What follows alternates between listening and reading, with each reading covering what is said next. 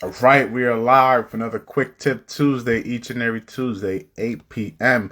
Eastern Time. Today's topic is landlord horror stories. We all want to talk about the good side of real estate. Of course, with every good, there comes bad. Full disclaimer, even though I experienced some horror stories, and I'm sure a lot of landlords can agree to this as well, even though we experience these horror stories, we still pick real estate any day of the week because of all the benefits. So, full disclaimer, don't get discouraged. Don't think because it's not a one size fits all. Your experience will vary. You may have a similar experience, or maybe you can use some of these to avoid these errors that I've probably done in the past. So take it, use it, don't repeat some of the mistakes that I have done. Number one horror story is first purchased my very first three-family home. Fully vacant. So everything was empty. I was in the first floor, second and third floor was empty. Luckily, I received it vacant. Previous tenant was not clean, to say the least, to lack of better words. So it was in the middle of winter, mid-December.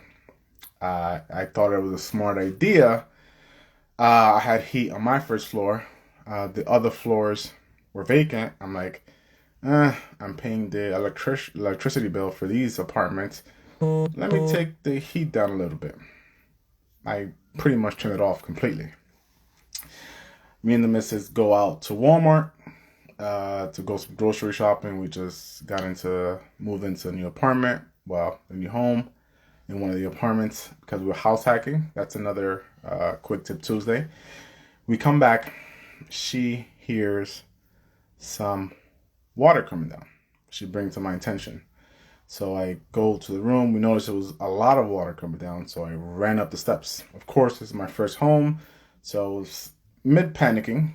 Like, oh, what's going on? What can I do? So I called a plumber that I recently got in contact with. And also my brother was a recent homeowner. I called him.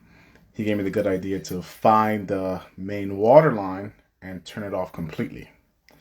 So basically, in the middle of winter, either winterize your pipes or do not turn off the heat.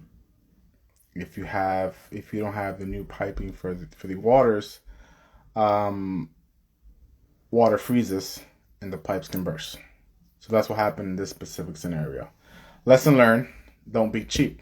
That's another lesson. Don't be cheap, because when you're cheap, you may spend possibly double. You'll definitely spend more. So there's a lot of scenarios where I went either cheap, this specific one, where I end up spending more. I had to come a plumber to basically cut the pipe off, put new piping around it, and for that water for the third floor can actually have water in their apartment. So that's one horror story. Another one is I was living in the first floor apartment. The tenant on the second floor, he had gone away in the army, came back. There's a lot of arguing going on. Come to find out, the next day, the cops were called. So the cop comes to the property. Luckily, I was in the first floor. First off, the second floor wife comes down, knocks on my apartment, and asks for help. And I'm thinking, like, how am I gonna help? I don't want to get in the middle of it. You know, if any maybe have any anger issues or anything like that, I can possibly get hit. I don't want to be in the middle of it, but I don't know why. Something I wasn't thinking. I went upstairs. Luckily, as I was going upstairs, the cops were coming. So I got out of it.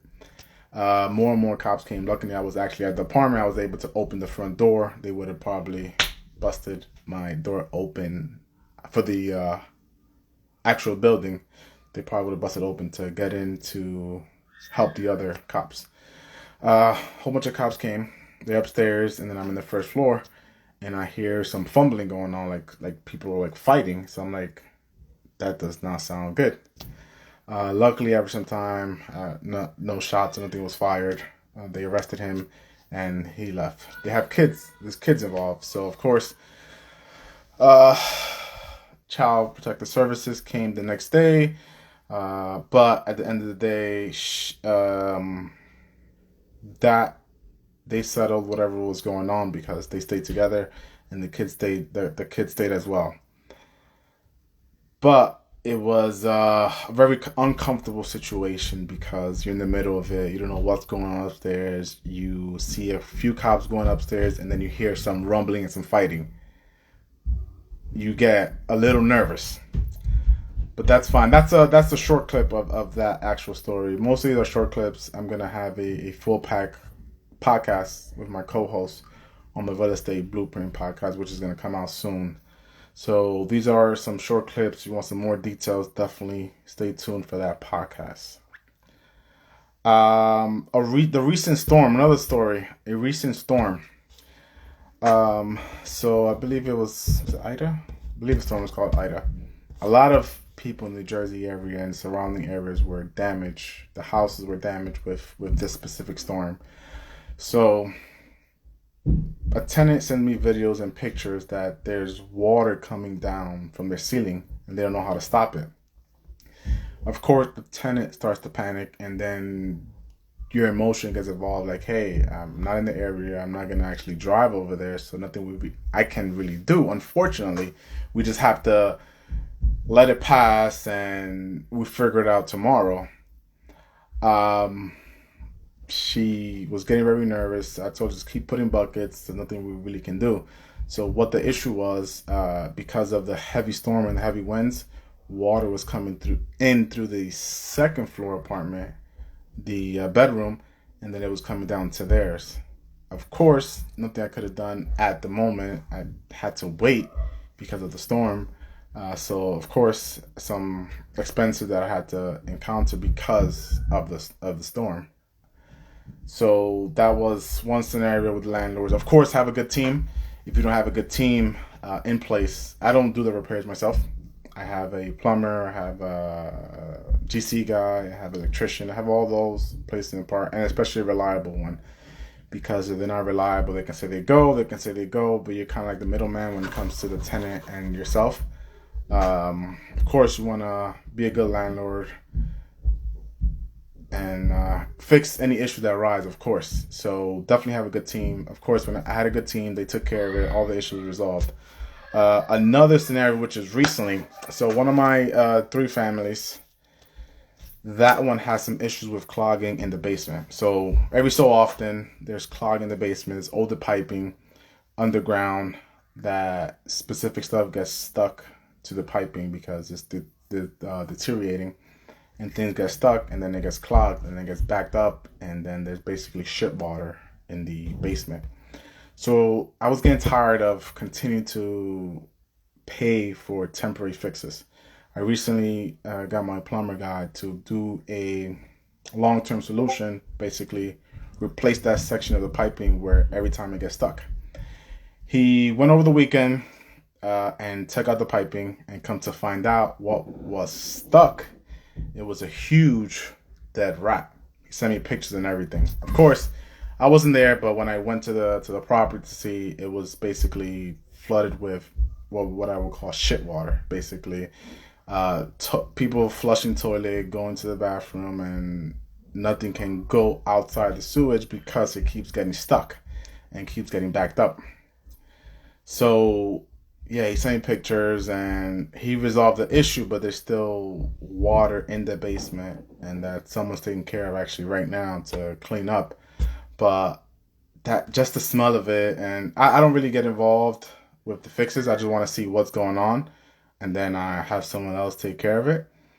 But that's stuff you have to go through being a landlord and just owning a home overall, because you can have this same issue with just owning a home. You can have backed up sewer. You can have issues with Ida, with hurricanes. So it just comes with the territory. But at the end of the day, those issues, the benefits of owning real estate are better than those issues. I have a few more stories, but I did a full podcast on this with my co-host. That's going to come out soon, so definitely stay tuned. If you have any topics to discuss for next week's Quick Tip Tuesday, let me know. If you want to hear more horror stories, I could definitely do a part 2. Just shoot me a message and we'll stay in touch. Have any questions, just reach out.